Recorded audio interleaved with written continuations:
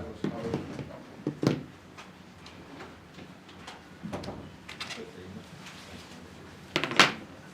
everyone. Let's start with you, Jake. Once everyone's ready.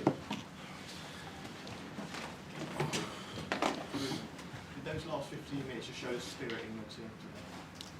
Absolutely, absolutely. I think we didn't deserve to be 3-1 down. I think we put we put a good performance in the pitch, and it was simply too much. And the game can go in another direction, but you can see the circle, the togetherness from the captain to the team, and together with the crowd, I think we made an impact in the game. We believe that we can score. We scored the second goal. We got the third one, and then it was absolutely a pleasure to be there.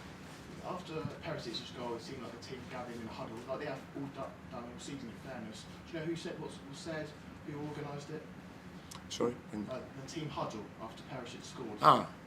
Yeah, no, it's a thing that we have been talking about. That we got the example from Bodø/Glimt in Norway and in Europe. They do the huddle every time that they score or they concede, just to talk about a couple of things. And it's just a small thing. But if you see the teams, when they concede a goal, everybody is falling apart, going to one side, going to the other side. And we don't want that. We want that togetherness. You concede a goal, something happened there, you get together, couple of seconds. Somebody say next time we go there, and then we go. That's it. We are learning, and we are also learning that. I know you faced a lot of questions yesterday about the lack of goals in the team, but do you feel goals now vindicate your methods, the type of things you want to get across in training?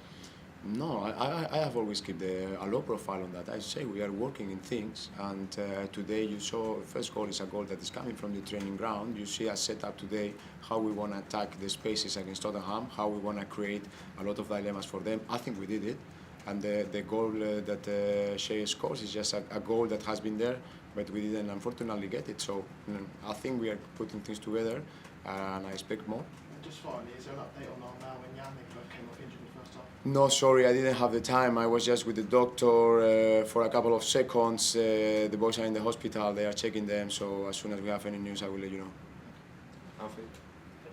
Hi, Ruben. You just mentioned Armel and Jan, they could be out for a little bit. Is it a chance now for the likes of Coletta Carr or Lianco to really make themselves important to you? Absolutely, absolutely. I say I have a big squad, and the players are working really hard and really well for us.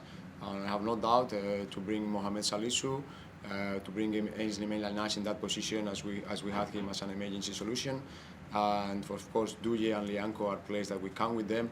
And let's see what happens in the future, but absolutely I count with them. You mentioned Maitland-Niles, and they played briefly as a centre-back in a few games ago, maybe 5-6 games ago. Is that something that you could see him doing over the rest of the season if needed to? Well, I don't know if I can see him playing the rest of the season. I know in our plans, if something happened, like crazy happened today, we have him as a centre-back option, and we used him, and he responds well. So it's something that can happen. I don't know if it will be regularly, but for sure it's one of his positions in this team. Jacob mentioned the fact that you scored 3 goals today, of course. First time you scored 3 goals this season in the league, I believe. What's the most pleasing thing about that for you? No, I'm not very pleased. I just see that the work that we put every week is just showing, and I knew that they will come, and hopefully we can get it for the last 10 games. So I'm more concerned about the 3 goals that we conceded. I know it's an explanation for every goal, but we also need to revisit those goals and try to solve those problems. You obviously now got a 2-week break as the internationals. Does this come at a good time for you, a bad time? Well, it's never good or bad because you cannot decide, so it's what it is. I think it's the international break gives for you the opportunity to evaluate the past and to make a plan for the future, and that's what we're going to do. Thank you. Ruben, after the Manchester United game, and again today, there was a great togetherness with the fans and a kind of celebration of the performance. Given the stage we're at in the season, are you able to enjoy those moments as you could, or is it the fact that you're not winning the game that is still real? No, I'm enjoying every moment. I'm enjoying the moments that we perform and we win football matches is a pleasure, and the moments that we just don't do it and then we need to be better, because for me it's a privilege to be here and I'm enjoying every moment. I know the year has not been nice for anybody, but I saw a crowd today that it was with the team, and they help us to make the comeback into the game, and hopefully we can keep that statement for the last 10 games, because that will really help us. And a player today who I thought was really impressive was Theo Walcott. Obviously he scored, but he was very busy throughout the game, and a problem for Tottenham. You must be really pleased at the age he is to see him playing in the way he did today.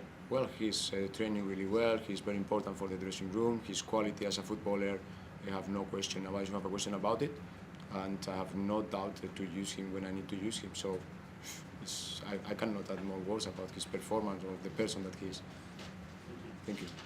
Okay, thanks very much, everyone. Thank you. Thank you. Thank you.